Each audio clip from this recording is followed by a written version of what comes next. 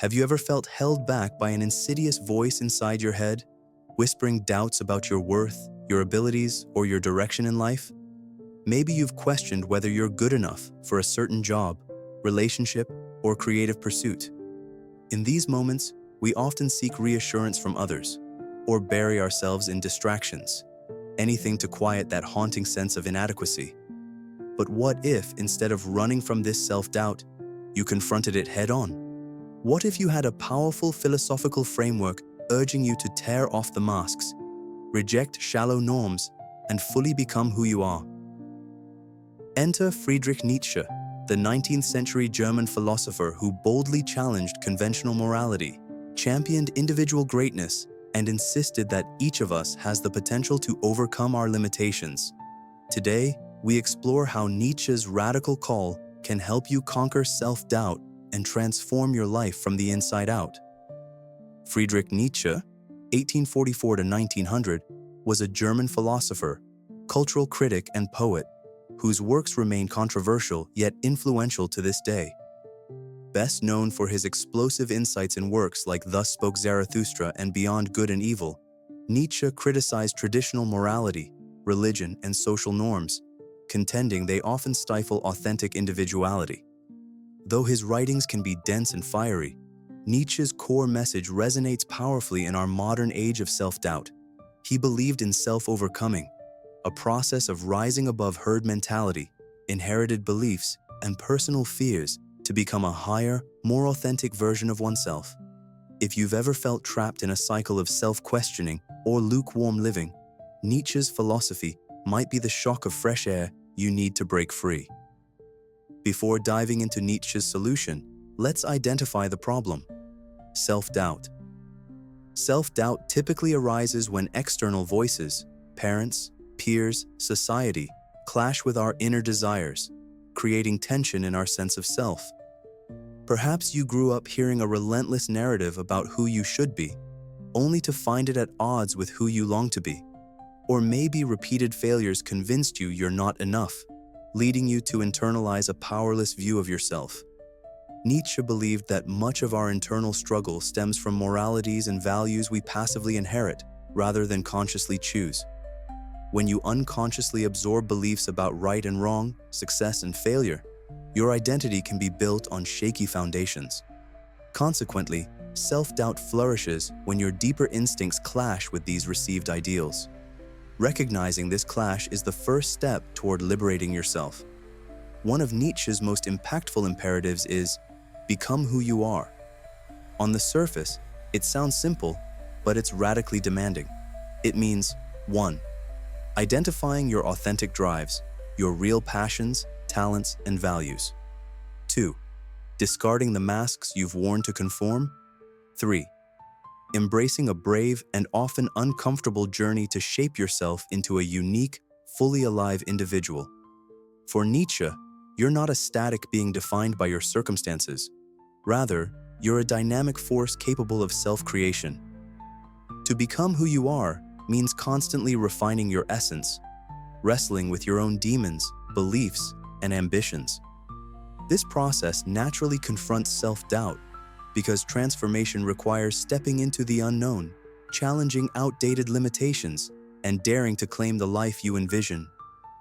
Central to Nietzsche's philosophy is the notion of the Übermensch, often translated as Overman or Superman, introduced in Thus Spoke Zarathustra. The Overman is an ideal figure who has overcome both self-imposed and societal constraints, living by a higher set of self-chosen values.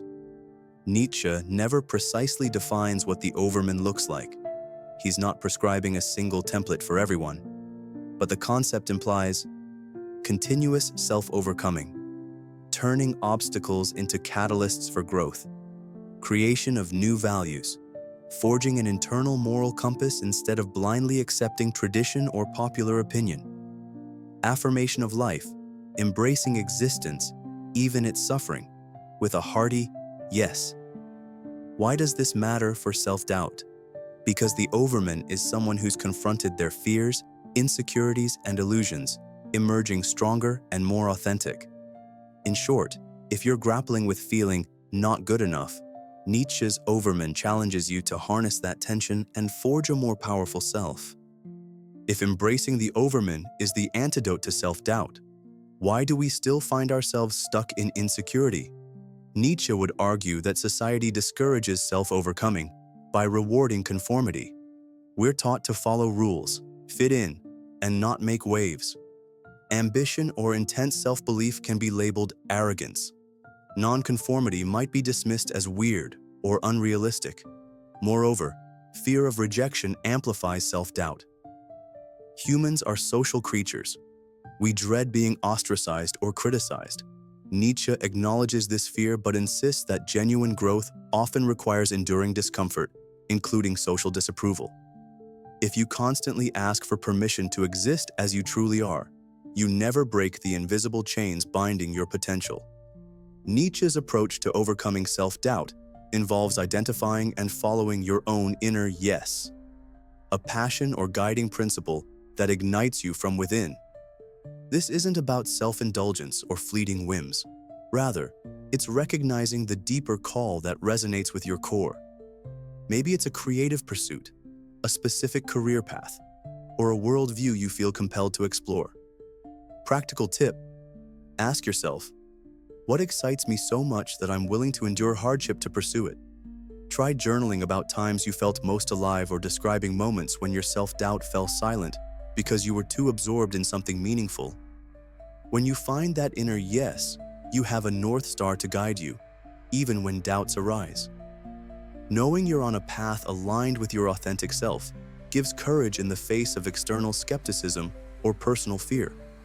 For Nietzsche, the will to power is a central driving force in life, more fundamental than mere survival or pleasure.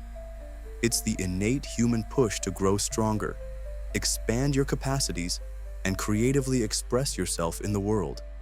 While many interpret will to power as a drive for dominance over others, Nietzsche's deeper point is about mastery over yourself, transcending limitations, forging new paths, and achieving self-realization.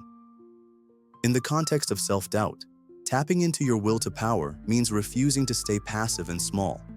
When insecurities nag, telling you you're not good enough, the will to power responds by saying, maybe not yet, but I can become more. Instead of letting perceived flaws paralyze you, you transform them into fuel for self-improvement. Your aim isn't to crush others, but to surpass your own previous form, each day striving toward a more fully realized self.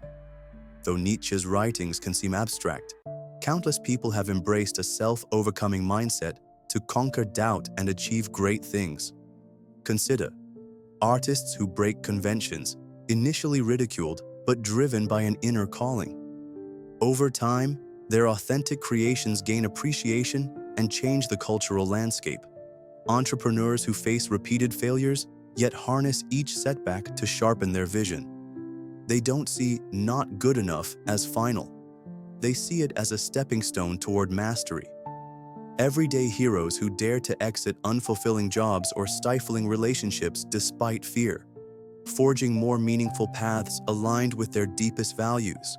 These examples echo Nietzsche's insistence that real individual greatness emerges when you stop letting doubt and herd mentality hold you hostage.